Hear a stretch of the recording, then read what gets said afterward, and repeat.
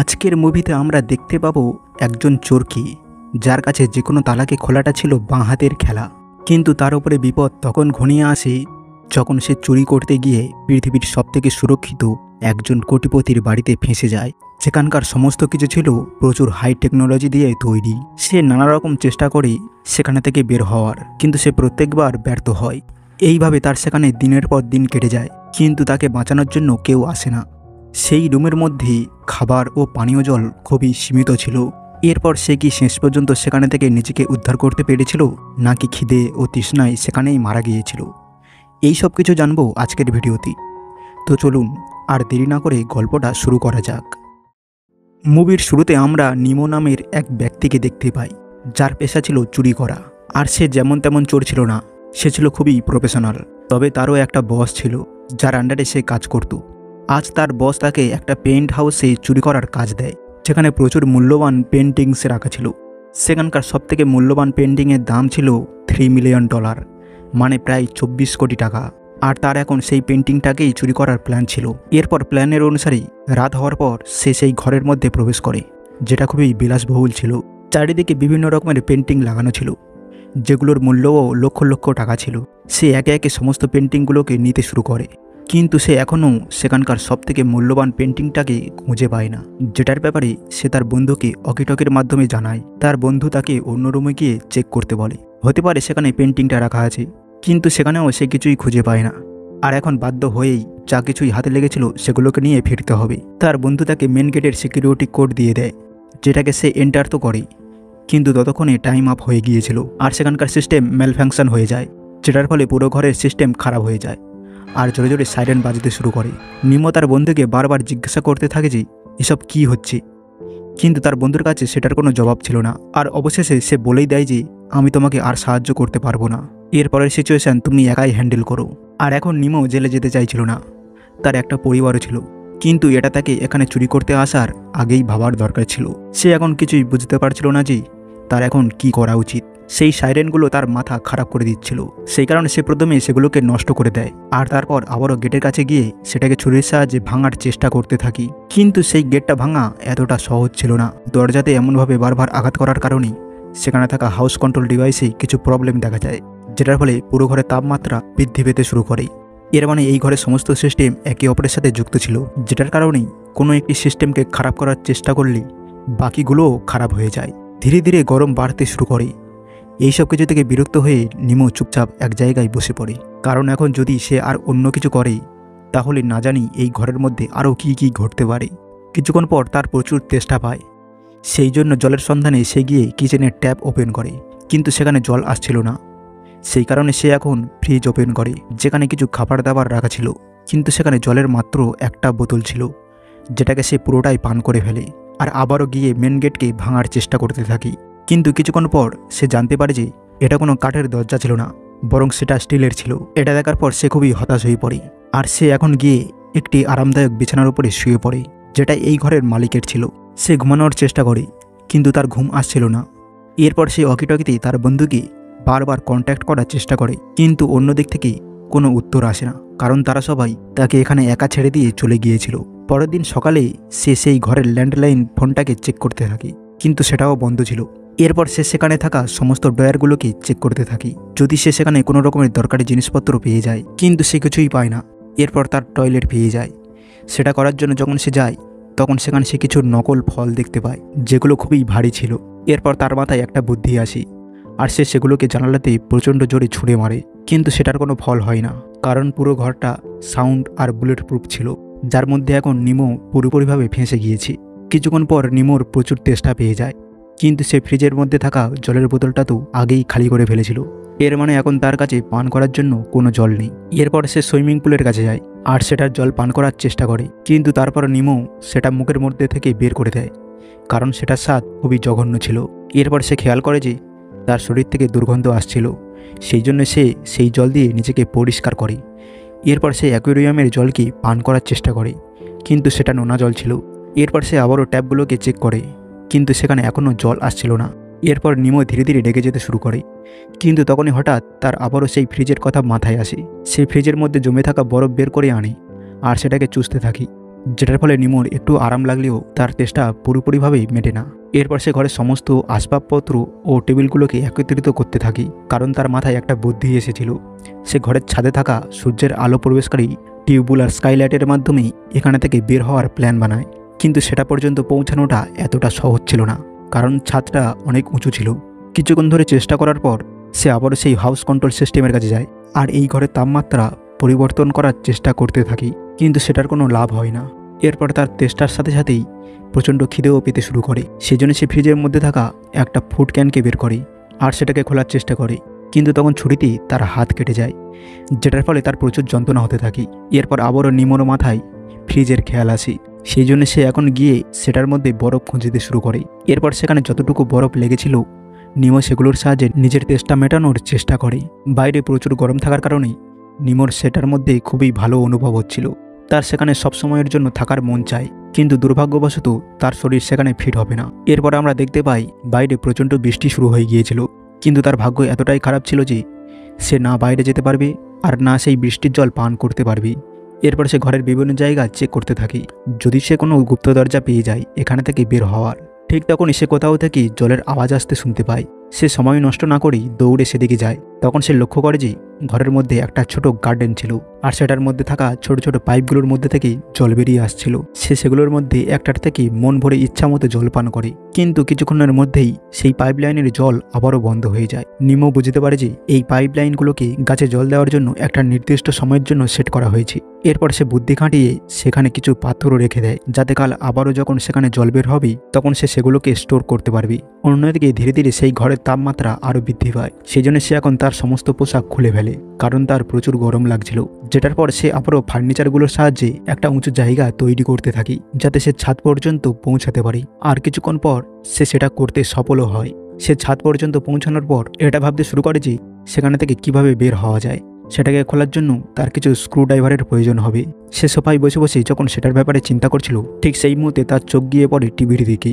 টিভিতে সিসিটিভি ক্যামেরার ফুটেজ দেখা যাচ্ছিল, যেখানে একটা কাজের মেয়ে ঠিক তার ঘরের বাইরেই ময়লা পরিষ্কার করছিল। সে আর সময় নষ্ট না করে তাড়াতাড়ি নিজের পোশাক পরে নেয় আর সেই গেটের সামনে গিয়ে সেই মেয়েটাকে সাহায্য করার জন্য বলে, কিন্তু দুর্ভাগ্যবশত তার আওয়াজ সে শুনতে পায় না, কারণ সে হেডফোনে গান শুনছিল। আর যদিও সেই মেয়েটা কানে হেডফোন নাও বা পরে থাকতো, তবুও সে তার আওয়াজ শুনতে পেত না, কারণ এই ঘরটা সাউন্ড প্রুফ ছিল। সেই জন্য সে এখন হতাশ হয়ে আবারও সোফায় এসে বসে পড়ে। ঠিক তখন হাউস কন্ট্রোল ডিভাইসে কিছু পরিবর্তন হতে দেখা যায়, আর এখন সেই এয়ার ভেন্টিলেশনের মধ্যে থেকেই গরম হাওয়ার পরিবর্তে ঠান্ডা হাওয়া বেরিয়ে আসতে দেখা যায়। আর এখন সেই ঘরটা ধীরে ধীরে ঠান্ডা হয়ে উঠতে থাকে। নিমো সেখানে গিয়ে মন ভরে সেই হাওয়া অনুভব করতে থাকে আর তারপর ভালোভাবে সুইমিং পুলে স্নান করে। এত দিন কাটানোর পর এখন তার ধীরে ধীরে এই ঘরের মধ্যে ভালো লাগতে শুরু করে, কারণ এখন সে এখানে থাকার কৌশল শিখে গিয়েছিল। সে পরের দিন সেই পাইপলাইনের সংগ্রহ করা জল পান করে আর তারপর টাইম পাস করার জন্য সে কিছুক্ষণ ডান্সও করে। এরপর সে সেখানে থাকা আলমারির মধ্যে থেকে এই ঘরের মালিকের পোশাক পরে। পরের দৃশ্যতে আমরা দেখতে পাই নিমো সেখানে থাকা একটা কাঁচের বোতলকে ভেঙে সেটা থেকে দুটো বড় বড় কাঁচের টুকরোকেই কাপড়ের সাহায্যে বেঁধে নিজের জন্য একটা চশমা তৈরি করে, যেটাকে পরার পর সে আবারও সেই ছাদের কাছে গিয়ে পৌঁছায় আর সেটাকে ভাঙতে শুরু করে। সে চশমা এই জন্য পড়েছিল যাতে তার চোখে কিছু ঢুকে না যায়।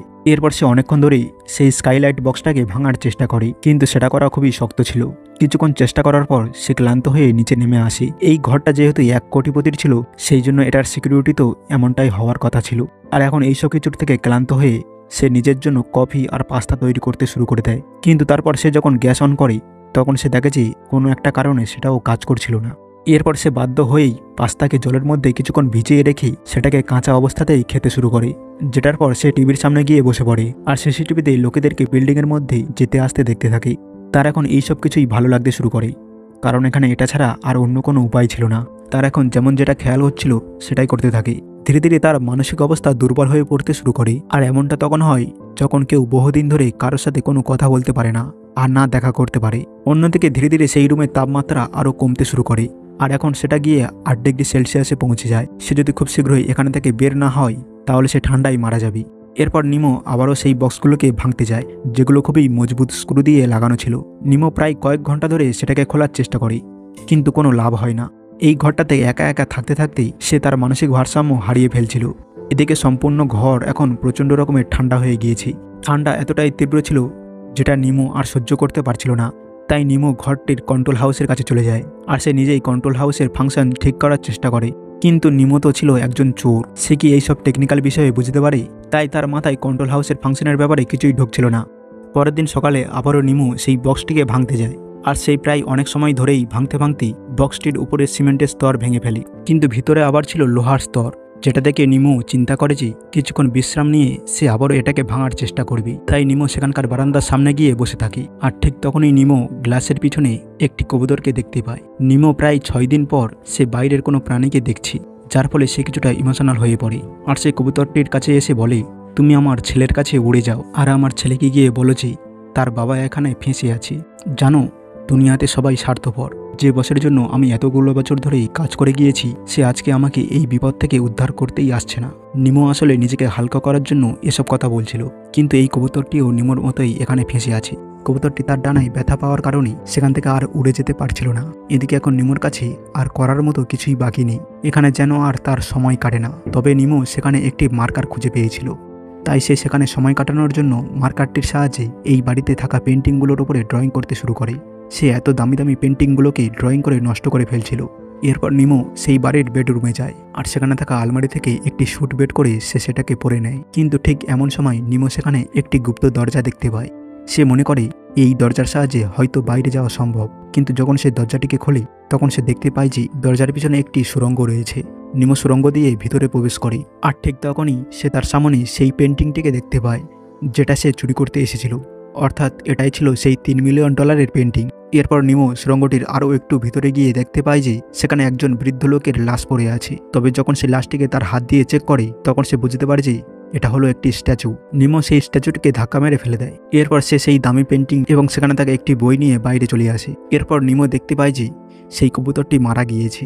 এতে নিমোর প্রচণ্ড খারাপ লাগে, আর সে অনেক আপসেট হয়ে যায়। সে মনে মনে চিন্তা করে যে কিছুদিনের মধ্যেই তারও অবস্থায় এই কবুতরটির মতোই হবে।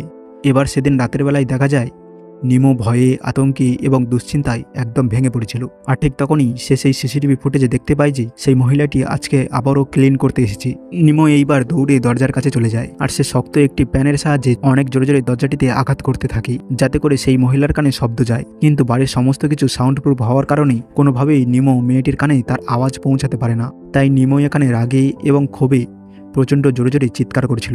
এইভাবে দেখতে দেখতেই নিমোর সেখানে 10 দিন কেটে যায়। আস্তে আস্তে বাড়িতে থাকা খাবারও শেষ হয়ে গিয়েছে, আর একদিন মাঝরাতে নিমোর প্রচণ্ড রকমের খিদে পেয়ে গিয়েছিল। তাই সে সোজা সেই বাড়িতে থাকা অ্যাকোয়ারিয়ামের কাছে যায়, আর সেখান থেকে একটি মাছ বের করে সে বাইরে রেখে দেয়, যাতে করে পরবর্তীতে সে এটাকে খেতে পারে। পরের দিন সকালে দেখা যায় নিমো একটি চেয়ার ভেঙে ফেলে, আর সেই চেয়ারের লম্বা একটি কাঠের টুকরোর সাহায্যে সে রেঞ্জের মতো কিছু একটা তৈরি করে, যাতে করে সে সেই বক্সের নাট খুলতে পারে। কিন্তু নিমো যখন সেই কাঠের সাহায্যে নাটটিকে খুলতে যায় তখন নাটটি অনেক মজবুত হওয়ার কারণে সেই কাঠটি ভেঙে 2 ভাগ হয়ে যায়।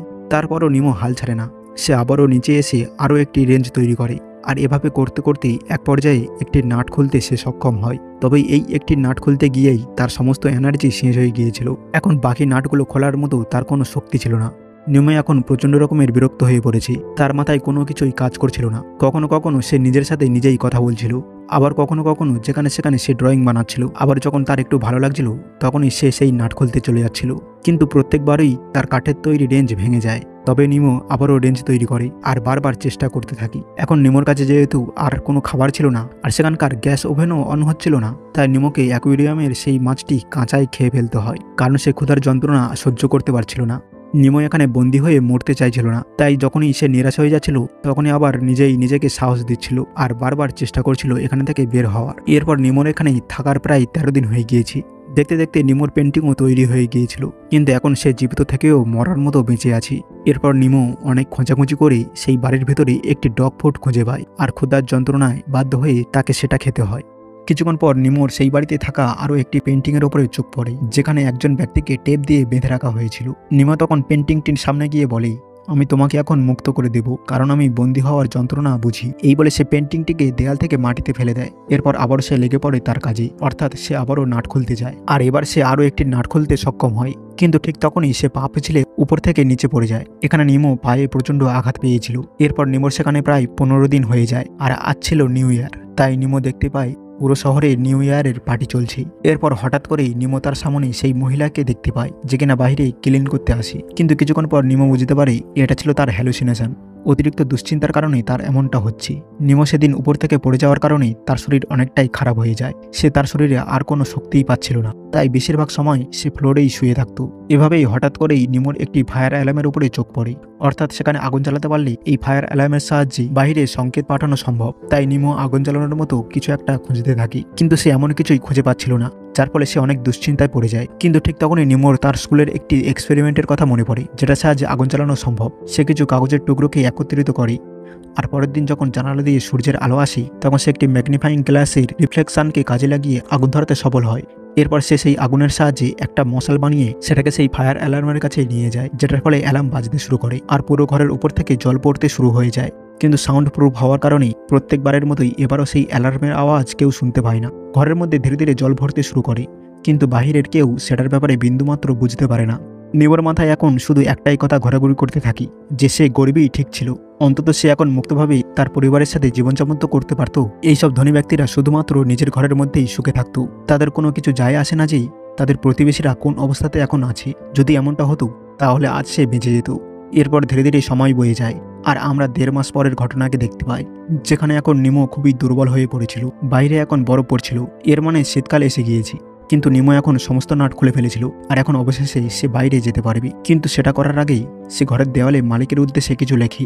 সেটা ছিল এই যে, আমি প্রথমত আপনার কাছে ক্ষমা চাইছি, কারণ আমি আপনার এত বিলাসবহুল ঘরটা পুরোপুরিভাবে নষ্ট করে দিয়েছি।